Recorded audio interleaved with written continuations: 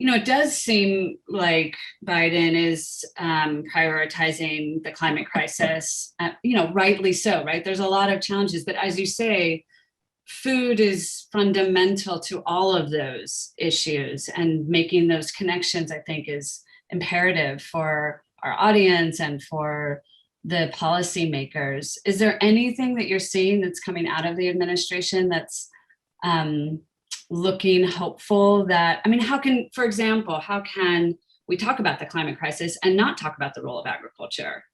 Um, Well, I think, forgive me, but maybe the question is, how can we force people to talk about the role of agriculture while they're talking about the climate crisis? right.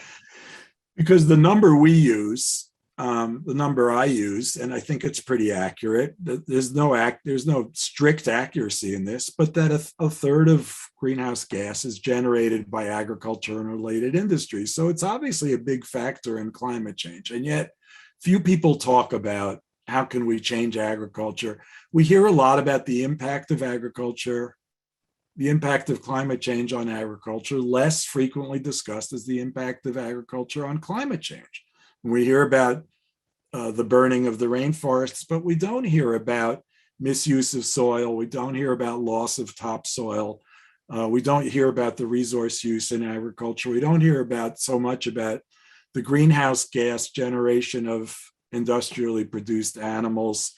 We don't hear that much about that stuff. Again, you and I and people who are sort of in this world on a daily basis talk about these things all the time. But if, I read 3 newspapers a day, and the headlines are almost never about land use, agriculture, agricultural resources, food, diet, public health.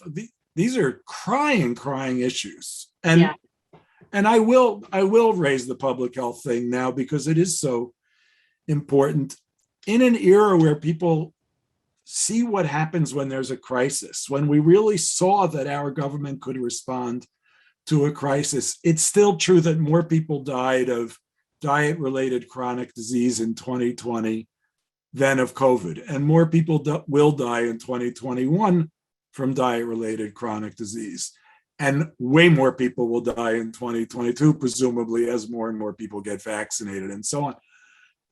And yet, Right. diet and chronic disease are barely considered newsworthy, let alone crises.